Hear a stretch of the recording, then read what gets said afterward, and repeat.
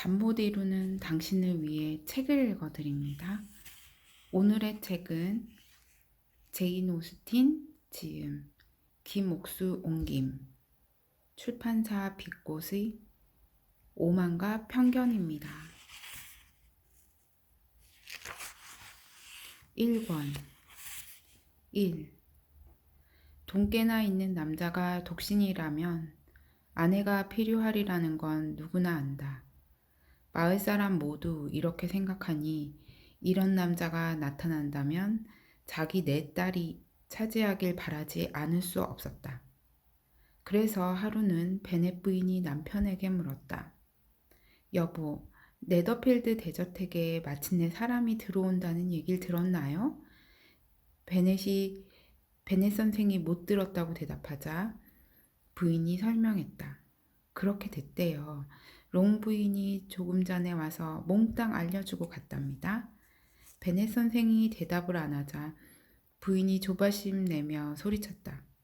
그 집에 누가 오는지 궁금하지 않아요? 말하고 싶은가 본데 나는 듣는 것까지 반대하진 않는다오. 이 정도면 충분하다. 맙소사, 여보, 당신도 알아야 해요. 롱 부인 말이 네더필드에 들어올 사람은 북부 출신 부자 청년이래요.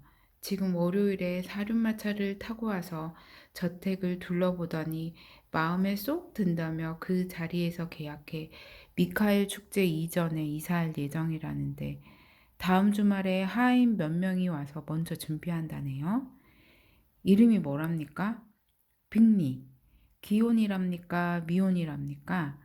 맙소사, 당연히 미혼이겠지요. 돈 많은 총각. 연 수입이 4에서 5천 파운드에 달하는 우리 딸한테 정말 잘 됐어요. 왜요? 우리 딸하고 무슨 상관이 있어?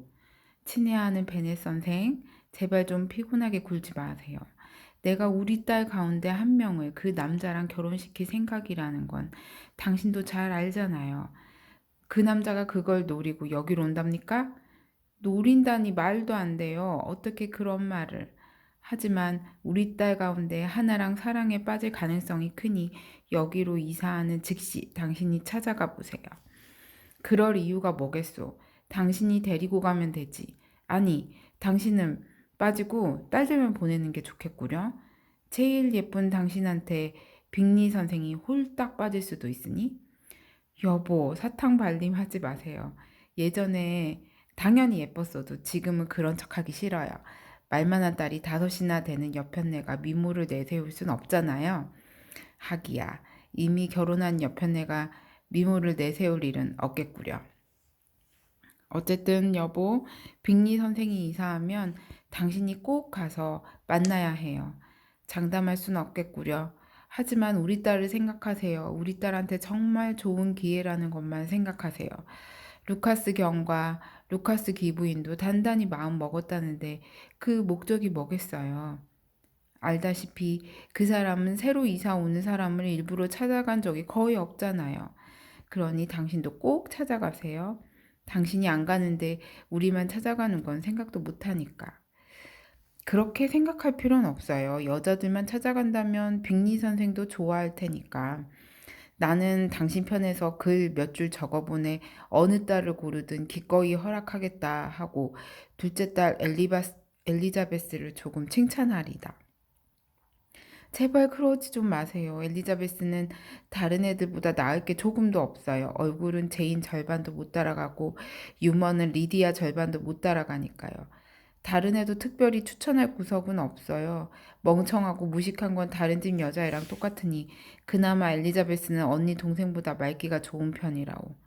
여보, 우리 딸을 어떻게 그런 식으로 깎아내리나요? 나를 괴롭히는 게 재미있는 것 같네요. 당신은 내가 신경이 예민한 걸 조금도 존중하지 않아요. 그렇지 않아요, 여보. 나는 당신 신경이 예민한 걸 지극히 존중한다오. 나한텐 오랜 친구잖소. 당신이 그렇게 말하는 걸 최소 20년은 귀가 따갑도록 들었으니 말이오. 아, 당신은 내가 얼마나 고통스러운지 몰라요. 하지만 나는 당신이 고통을 이겨내고 충분히 살길 바란다오. 연수입 4,000파운드짜리 청년이 우리 마을에 여럿 나타날 때까지. 우리한테는 아무런 소용 없잖아요. 그런 청년 20명이 나타난다 해도 당신이 안 찾아간다면. 걱정 마시오, 여보. 20명만 된다면 모두 찾아갈 테니까. 베넷 선생은 지성, 날카로운 유머, 내성적인 성격, 변덕스러운 기질, 이 이상하게 뒤섞여 23년을 함께한 부인도 제대로 이해할 수 없었다. 그러나 부인은 사고방식이 단순했다. 이해력은 떨어지고 아는 건 거의 없고 성격은 불안하니 뭔가 잔뜩 불만스러울 때마다 신경 과민 탓으로 돌리고 세상을 살아가는 목표는 딸 5명을 결혼시키는 것, 낙이라곤 이웃집을 돌아다니며 소문을 퍼뜨리는 게 전부였다. 2. 베넷 선생은 빅리를 누구보다 먼저 찾아갔다. 애초에 찾아갈 마음을 품었지만 그럴 생각이 없다고 말한 것뿐이었다. 그래서 그날 초저녁까지 부인은 전혀 몰랐다. 하지만 둘째 딸이 모자를 열심히 손질하는 걸 보고 베넷 선생이 갑자기 말하면서 조금씩 드러냈다. 모자가 빅리 선생 마음에 들면 좋겠구나, 엘리자베스. 그러자 부인이 잔뜩 짜증스러운 어투로 말했다.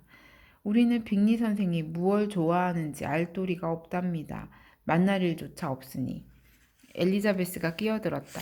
하지만 엄마, 롱 부인이 무도회에서 우리한테 소개하겠다고 하셨잖아요. 롱 부인이 행여나 그러겠다. 자기도 조카딸이 둘이나 있는데 롱 부인은 이기적이고 거짓말을 잘해. 도무지 믿을 수가 없어. 그건 내 생각도 똑같다오. 당신이 그 부인한테 아무런 기대도 안 한다니 다행이구려. 베넷 선생 말에 베넷 부인은 대답을 안 하려고 작정해. 속만 부글부글 끓이다 딸에게 화풀이했다. 제발 부탁이니 기침 좀 하지 말렴, 캐서린. 엄마 신경이 날카로운 건 생각도 안 하는구나. 너 때문에 신경이 갈갈이 찢어진다고. 신중하게 기침하렴, 캐서린. 때를 잘 맞춰서. 아버지가 말하자 캐서린이 투덜댔다. 재미삼아 기침하는 게 아니잖아요. 다음 무도회는 언제냐, 엘리자베스? 보름 뒤여. 엘리자베스가 대답하자 엄마가 소리쳤다. 그것 보라고. 롱부인은 그 전날에야 돌아오는데 빅리 선생을 너희한테 무슨 수로 소개하겠니? 자기도 그 사람을 모를 텐데. 그렇다면 여보, 당신이 훨씬 유리하니 빅리 선생을 당신이 롱부인한테 소개하면 되겠구려. 당치도 않아요, 여보. 나 역시 그 사람 모른다고요. 사람 속을 팍팍 긁는 게 그렇게 재미있으세요? 당신이 그렇게 용의주도하다니 정말 대단하구려. 맞아요. 보름이란 기간은 정말 짧아요. 그 정도로는 상대를 충분히 알 수 없으니 말이요. 하지만 우리가 나서지 않으면 다른 사람이 나설 거요. 조카딸도 기회를 노려야 하니까 롱부인이 고마워할 텐데 당신이 안 하겠다면 내가 나서야겠구려.